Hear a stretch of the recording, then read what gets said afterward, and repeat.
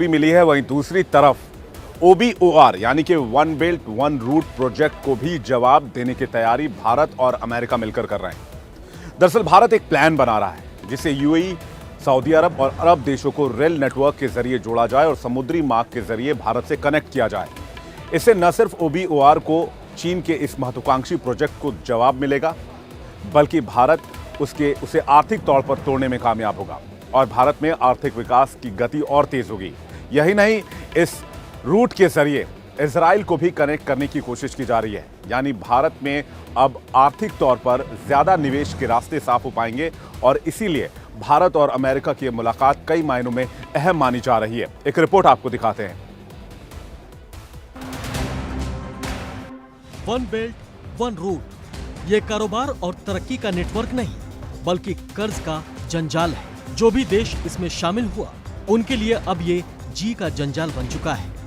लेकिन अब बहुत हुआ, दुनिया को चीन की ये चाल समझ आ चुकी है और इसलिए एक एक देश उसके BRI प्रोजेक्ट से कन्नी काटने लगे हैं। कमजोर अर्थव्यवस्था वाले देशों को कर्ज के जाल में फंसाने वाला चीन अब खुद ही BRI की वजह से बड़ा आर्थिक नुकसान उठा रहा है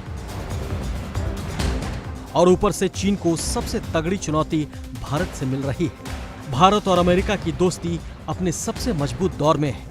G20 समिट में शामिल होने अमेरिकी राष्ट्रपति भारत पहुंच चुके हैं। बाइडेन और मोदी की दोस्ती से जिनपिंग जल रहे होंगे, क्योंकि भारत और अमेरिका ने मिलकर एक ऐसा प्लान तैयार किया है जो चीन की सारी हेकड़ी का जवाब होगा।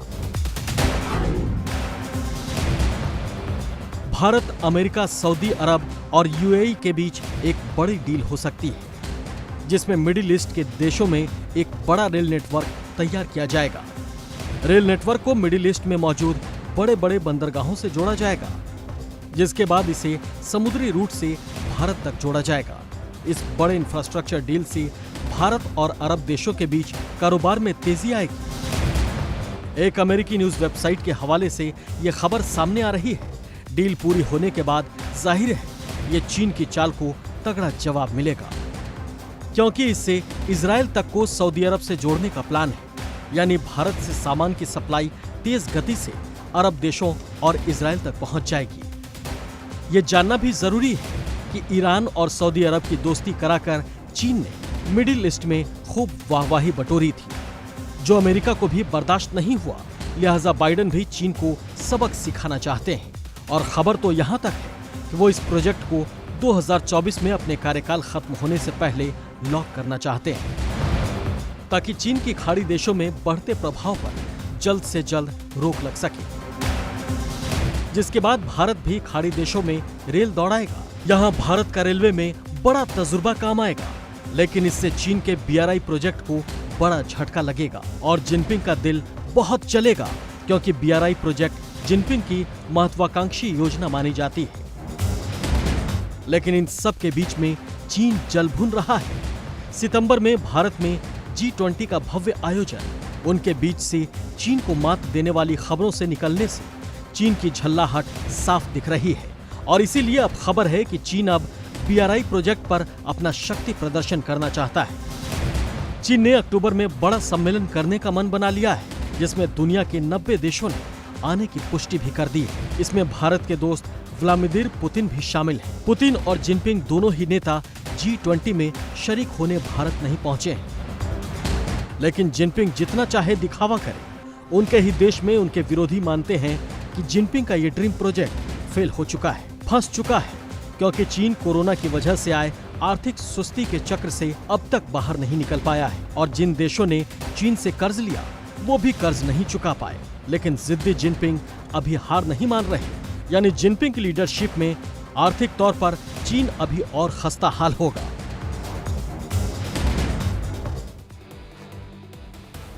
G20 समिट में भारत अपने एक बड़े परिदृश्य को दुनिया के सामने रखना चाहता है। भारत ने न सिर्फ अपने 5000 साल पुरानी लोकतांत्रिक व्यवस्था को शोकेस किया है, बल्कि भारत ने यह भी बताया है कि सबसे पुरानी लोकतांत्रिक व्यवस्था होने के साथ साथ भारत तकनीक के मामले में भी दुनिया के साथ कदम से कदम मिलाकर आगे बढ़ रहा है। इसलिए इस भारत मंडपम में, जो इस वक्त आप मेरे ठीक पीछे देख रहे हैं, कल जब यहां दुनिया के उन देशों के प्रधानमंत्री और राष्ट्रपति आएंगे जो G20 के सदस्य देश हैं और जिनको इनवाइट किया गया है, तो यहां पर AI एंकर उनका स्वागत करेगी। और AI एंकर न सिर्फ स्वागत करेगी बल्कि भारत के लोक सांस्कृतिक परंपरा, भारत के कल्चर, भारत के इतिहास और भारत के महान संस्कृति के बारे में उन तमाम नेताओं को बताएगी। इसके अलावा AI एंकर के सामने एक होलो बॉक्स बनाया गया है। अगर मान लीजिए कि जो बाइडेन उस होलो बॉक्स के सामने जाकर खड़े होते हैं तो AI एंकर होलो बॉक्स में आने वाले उस नेता यानी कि जो बाइडेन से उन्हीं की भाषा में बात करेगी, उन्हीं की भाषा में उनको जवाब देगी और जो भी सवाल AI एंकर से पूछा जाएगा उस सवाल का जवाब उन्हीं की भाषा में उनको दिया जाएगा। तकनीक के मामले में ये बहुत बड़ी पहल और बहुत बड़ी कामयाबी मानी जा रही है। और जब ब्राजील में अगला G20 समिट होगा तो ब्राजील के लिए चुनौती होगी कि इस तकनीक के मामले में भारत से बेहतर वो क्या कर सकता है। एक रिपोर्ट आपको दिखाते हैं। G20 में भारत का मान, टेक्नोलॉजी का इस्तेमाल। समिट की तैयारी भयंकर, स्वागत करेगी AI एंकर। QR कोड बताएगा भारत का इतिहास। भारत पहली बार G20 समिट की मेजबानी कर रहा है। G20 देशों के मेहमान दिल्ली पहुंच चुके हैं। भारत आए मेहमानों की खातिरदारी में कोई कोर कसर नहीं रखी जा रही है। इसके लिए टेक्नोलॉजी का भी जमकर इस्तेमाल किया जा रहा है। राजधानी दिल्ली में 9 और 10 को समिट में आने वाले मेहमानों का स्वागत AI एंकर करेगी। G20 देशों के राष्ट्रपति और प्रधानमंत्री जैसे ही भारत मंडपम में एंट्री लेंगे, सबसे पहले AI एंकर भारतीय अंदाज में उनका स्वागत करेगी। आगे बढ़ते ही एक दीवार को भारत वॉल ऑफ डेमोक्रेसी नाम दिया गया है। प्रदर्शनी के दूसरे हिस्से में डिजिटल इंडिया एक्सपीरियंस जोन और तीसरे हिस्से में गीता AI है।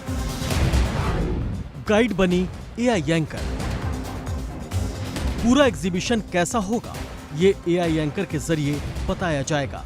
AI एंकर बताएगी कि कहां, कैसे और किस तरह जाया जाएगा। ये एंकर 16 भाषाओं में बात कर सकेगी। भारत मंडपम में वर्ल्ड लीडर्स को भारत का इतिहास, लोकतांत्रिक परंपरा के साथ डिजिटल ग्रोथ भी दिखाई देगी। इसके लिए रिसेप्शन के पास एक प्रदर्शनी लगाई गई है। इसमें AI जैसी हाई एंड टेक्नोलॉजी इस्तेमाल की गई है। होलोबॉक्स में फेस रिकॉग्निशन टेक्नोलॉजी इस्तेमाल की गई है। यानी अगर अमेरिकी राष्ट्रपति जो बाइडेन होलोबॉक्स के सामने खड़े होते हैं तो AI एंकर उन्हें पहचान लेगी, फिर उनसे उन्हीं की भाषा में बात भी करेगी। दुनिया देखेगी डिजिटल इंडिया की ताकत। डिजिटल इंडिया एग्जीबिशन में ये दिखाया गया है कि भारत ने बीते कुछ साल में टेक्नोलॉजी फील्ड में क्या क्या हासिल किया। इस एग्जीबिशन में 3 चीजों पर फोकस है: ease of living, ease of doing business और ईज ऑफ गवर्नेंस। प्रदर्शनी में भारत सरकार की ओर से डेवलप 7 टूल दिखाए गए हैं। इनमें आधार, डिजी लॉकर, ई संजीवनी, भाषिणी, UPI, दीक्षा और ONDC शामिल है। इसी सेक्शन में बड़ा सा LED क्यूब लगा है जो 2014 के बाद डिजिटल इंडिया के सफर की तस्वीर पेश करेगा। विदेशी मेहमानों को वर्चुअल रियलिटी के जरिए भारत की डिजिटल ट्रांसफॉर्मेशन जर्नी दिखाई जाएगी। G20 समिट में आने वाले मेहमानों का स्वागत एक AI एंकर करेगी। साथ ही एक बड़ी सी LED स्क्रीन लगाई गई है जिसमें 2014 के बाद से भारत के डिजिटल क्रांति का जो सफर रहा है उसकी पूरी तस्वीर दिखाई जाएगी। G20 सम्मेलन में शामिल होने वाले मेहमानों को वर्चुअल रियलिटी के जरिए ये बताया जाएगा कि कैसे हिंदुस्तान में डिजिटल क्रांति आई है। हर सवाल का जवाब देगी गीता AI। प्रदर्शनी के आखिर में एक कियोस्क पर गीता AI को रखा गया है। यहाँ जिंदगी की उलझनों से जुड़ा कोई भी सवाल पूछ सकते हैं। सवाल के हिसाब से आर्टिफिशियल इंटेलिजेंस टूल गीता की शिक्षा का सहारा लेकर जवाब देता है। गीता के जिस श्लोक से उसने जवाब लिया है उसके बारे में भी बताता है। भारत मंडपम में मेहमान QR कोड के जरिए भारतीय इतिहास के बारे में सारी जानकारी जानेंगे। ये भारत के लोकतांत्रिक सफर के बारे में बताएगा। 16 भाषाओं में लोकतांत्रिक काम के विकास की गाथा लिखी है। इसमें QR कोड होगा जिसे स्कैन करके आप वेबसाइट पर जा सकते हैं। इसमें देसी और विदेशी सभी भाषाओं को शामिल किया गया है। इसमें रामायण, महाभारत, जैन, बौद्ध, कौटिल्य की राजनीति, राजा अशोक और मौर्य शासन, इसके साथ भारत में आए विदेशी जिसमें मेग स्निथनीज फोहयान ने लोकतांत्रिक बातों को लिखा है, ये सब सामने आ जाएगा। प्रदर्शनी के बीच सिंधु घाटी सभ्यता की सबसे मशहूर मूर्ति डांसिंग गर्ल का स्टैच्यू भी रखा गया है। ये डांसिंग गर्ल न सिर्फ आर्ट के जरिए से अहम है, बल्कि ये भी दिखाती है कि दुनिया में सभ्यताएं विकसित नहीं हुई थी, तब भी भारत में महिलाओं को बराबरी का दर्जा हासिल था। G20 समिट के लिए 9 और 10 सितंबर को भारत मंडपम में म्यूजिकल जर्नी ऑफ इंडिया का कार्यक्रम होगा। इसमें देश भर से आए 78 कलाकार परफॉर्म करेंगे। पहला कार्यक्रम शाम 6 से 7 बजे तक होगा, वहीं शाम 7 से 8 बजे तक भारत वाद्य दर्शनम कार्यक्रम होगा। यहीं ट्रेडिशनल भक्ति संगीत का भी कार्यक्रम होगा।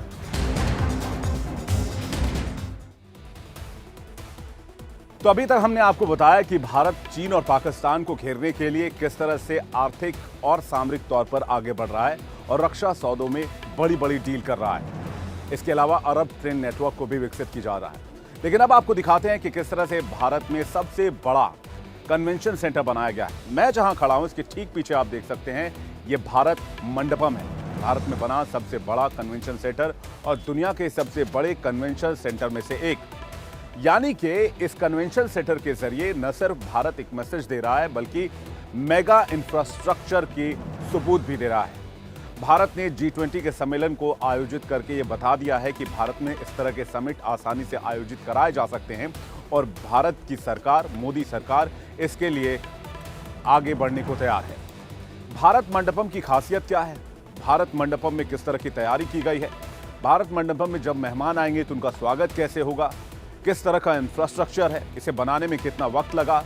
भारत मंडपम को किस सोच के साथ तैयार किया गया है और आगे आने वाले 40 से 50 सालों तक कैसे ये मेगा इंफ्रास्ट्रक्चर में काउंट किया जाएगा, सब कुछ आपको दिखाते हैं इस रिपोर्ट में।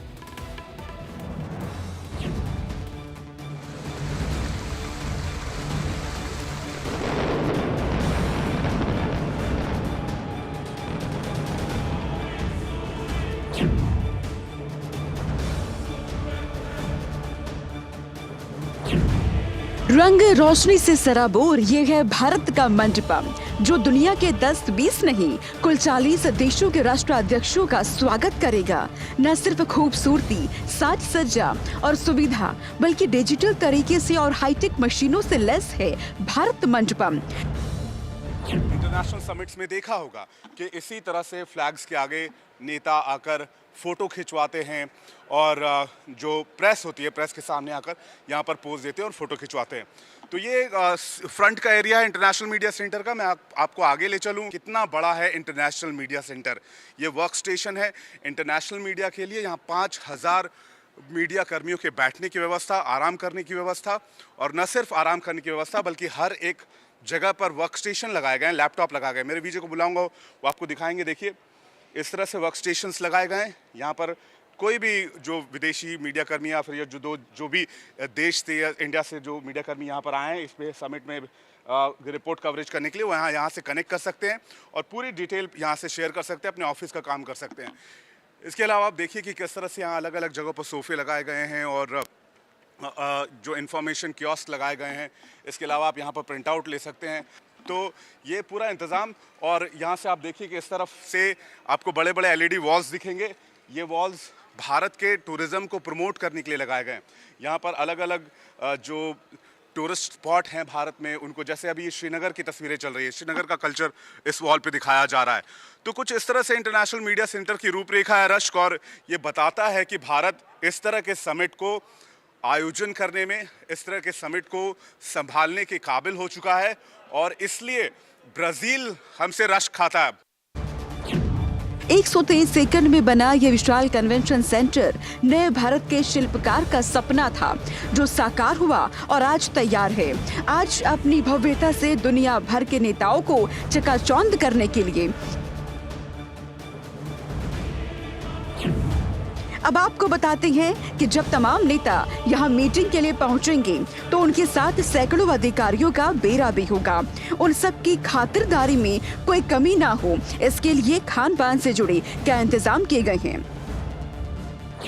यहाँ दिल्ली के टॉप 5 स्टार होटलों के कुल 700 शेफ को बुलाया गया है, जो विदेशी मेहमानों की खातिरदारी के लिए हर वक्त तैयार रहेंगे। उनकी फरमाइश पर फौरन डिश तैयार कर परोसा जाएगा और सभी डिशेस चांदी के बर्तन में सर्व किए जाएंगे। देशी विदेशी कुल मिलाकर 400 लजीज व्यंजन परोसे जाने का इंतजाम है। आपको बता दें कि नॉन वेजिटेरियन लोगों के लिए जापान से स्पेशल मछली तक मंगाई गई है। खाने के बाद डिजर्ट के लिए भी देशी विदेशी मीठे पकवान मेन्यू में शामिल है। खान पान का इंतजाम वर्ल्ड क्लास का है, तो इस अत्याधुनिक कन्वेंशन सेंटर में सफाई या सैनिटेशन का भी वर्ल्ड क्लास इंतजाम है। किचन से लेकर हर जगह साफ सफाई का पूरा ध्यान रखा गया है, जिसे देखने के लिए भारत मंडपम में दिल्ली सरकार के 18 फूड सिक्योरिटी ऑफिसर भी तैनात किए गए हैं। अब देखिए कि भारत मंडपम में किस तरह भारत की संस्कृति का बखान किया गया है। हर राज्य के अलग अलग स्टॉल लगाए गए हैं, जिससे विदेशी मेहमान भी रूबरू होंगे और भारत की समृद्ध विरासत और संस्कृति को समझ सकेंगे। देखिए, हिमाचल के स्टॉल से हमने शुरुआत की है। हिंद की शान हिमाचल प्रदेश का ये स्टॉल, जहां पर हिमाचल की जो खासियत है, जो हिमाचल की वेशभूषा है, जो हिमाचल का आर्ट एंड क्राफ्ट है, उसकी झलक आपको इस स्टॉल पर देखने को मिलेगी। ये देखिए, यहाँ पर तमाम आर्टिफैक्ट्स रखे हैं। आगे बढ़ते हैं, आपको और स्टेट्स के स्टॉल्स पर लेकर चलते हैं। और ये देखिए, सड्डा Punjab. Hello sir. Sir, G20 summit यहाँ पर जिस तरीके से इंडिया ने पूरा ऑर्गेनाइज किया है और साथ ही इंडिया के कल्चर को शोकेस करने के लिए जो ये एफर्ट पूरा किया गया है, उसको किस तरीके से देखते हैं? It is a excellent effort जी, और इंडिया की बल्ले बल्ले हो रही है। हम पंजाब वाले तो यही कहेंगे जी, और this should happen and India should be always in a happening and happy mood. Yes, happening and happy mood.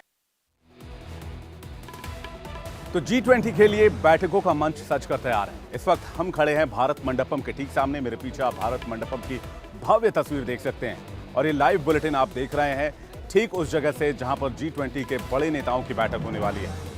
प्रधानमंत्री नरेंद्र मोदी G20 की बैठक से ठीक पहले, जहां आज अमेरिका समेत कई देशों के साथ द्विपक्षीय वार्ता कर रहे हैं, वहीं कल G20 की बैठक के बाद भी कई देशों के साथ प्रधानमंत्री के बायलैटरल टॉक है।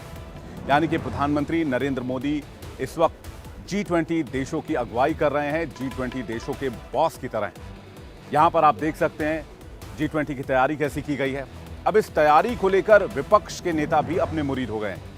हाल के दिनों में आपने देखा होगा कि किस तरह से पूर्व प्रधानमंत्री मनमोहन सिंह राज्यसभा में व्हील चेयर पर नजर आए थे।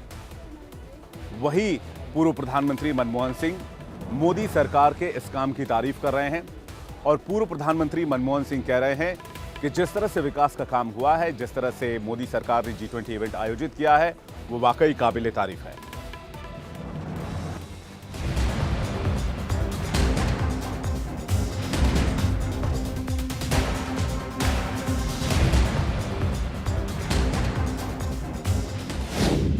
G20 शिखर सम्मेलन, पीएम मोदी का बिजी शेड्यूल।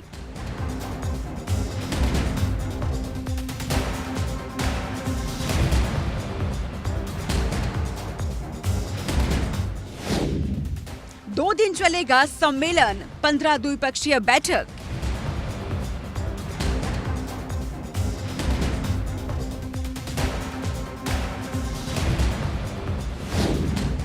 भारत में G20 का आयोजन, पूर्व पीएम मनमोहन सिंह गदगद।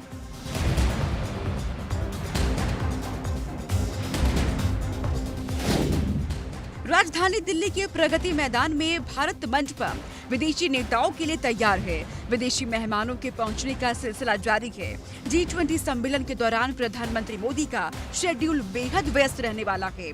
दरअसल पीएम मोदी आज से अगले 3 दिन के भीतर 15 देशों के नेताओं के साथ द्विपक्षीय बैठक करेंगे। बैठकों का यह दौर आज से शुरू होकर 10 सितंबर तक चलेगा। G20 सम्मेलन की शुरुआत कल यानी 9 सितंबर को होगी, लेकिन इससे पहले ही पीएम मोदी आज मॉरिशस, बांग्लादेशी और अमेरिका के नेताओं के साथ द्विपक्षीय बैठकें करेंगे। यह बैठक पीएम आवास पर हो रही है। G20 सम्मेलन की शुरुआती दिन यानी 9 सितंबर को G20 बैठकों के अलावा PM Modi Britain, Japan, Germany और इटली के राष्ट्राध्यक्षों के साथ द्विपक्षीय बैठक करेंगे। 10 सितंबर को पीएम फ्रांस के राष्ट्रपति मैक्रोन के साथ वर्किंग लंच मीटिंग करेंगे। इसके अलावा पीएम मोदी कनाडा के साथ एक अलग बैठक करेंगे और कोमोरोस, तुर्की, संयुक्त अरब अमीरात, दक्षिण कोरिया, EUEC, ब्राजील और नाइजीरिया के साथ भी इस दिन पीएम मोदी द्विपक्षीय बैठकें करेंगे। 15 देशों के राष्ट्राध्यक्षों के साथ होने वाली द्विपक्षीय बैठक में प्रधानमंत्री मोदी भारत के विकास, इन्वेस्टमेंट और G20 को आगे बढ़ाने पर चर्चा करेंगे। ब्रिटेन के साथ फ्री ट्रेड एग्रीमेंट को लेकर भी बातचीत हो सकती है। भारत के लिए G20 की अध्यक्षता एक ऐतिहासिक पल है। प्रधानमंत्री मोदी भी इस सुनहरे अवसर को बनाने की कोशिश में जुटे हैं, ताकि दुनिया को नए भारत की ताकत से रूबरू कराया जाए, जिससे एक उभरती आर्थिक शक्ति की वैश्विक मंचों पर मजबूत छवि बने। भारत में पहली बार हो रहे G20 आयोजन को लेकर पूर्व पीएम मनमोहन सिंह ने भी पीएम मोदी की तारीफ की। उन्होंने कहा कि मुझे बहुत खुशी है कि भारत को G20 की अध्यक्षता का मौका मेरे जीवन काल में ही मिला। इतना ही नहीं, मनमोहन सिंह ने रूस यूक्रेन युद्ध के बाद वैश्विक व्यवस्था में मची उथल पुथल के बीच पीएम मोदी की सधी चाल की भी तारीफ की। उन्होंने कहा कि प्रधानमंत्री नरेंद्र मोदी ने तमाम दबावों के बावजूद भारत के हितों को ऊपर रखते हुए बिल्कुल सटीक रणनीति पर कदम बढ़ाया। दुनिया के बड़े अर्थशास्त्री रहे मनमोहन सिंह ने प्रधानमंत्री मोदी के अगले 5 सालों में दुनिया की तीसरी सबसे बड़ी अर्थव्यवस्था बनने का भी समर्थन किया। चीनी राष्ट्रपति शी जिनपिंग के G20 समिट में भाग नहीं लेने को लेकर मनमोहन सिंह ने इसे दुर्भाग्यपूर्ण बताया। हालांकि LAC पर चीन के साथ जारी तनाव पर उन्होंने कहा कि प्रधानमंत्री मोदी चीन से सही तरह से डील कर रहे हैं। भारत में पहली बार हो रहा G20 आयोजन पिछले 15 सालों में होने वाले सम्मेलनों में सबसे भव्य आयोजन है। पीएम मोदी इस महासम्मेलन के लिए पूरी तरह तैयार हैं। पीएम मोदी सम्मेलन के माध्यम से दुनिया में भारत की अलग छाप बनाने में लगे हैं। वहीं जिस तरह इसका आगाज हो रखा है, तो इसका अंजाम भी बेहतर होगा। Bureau report, India daily live.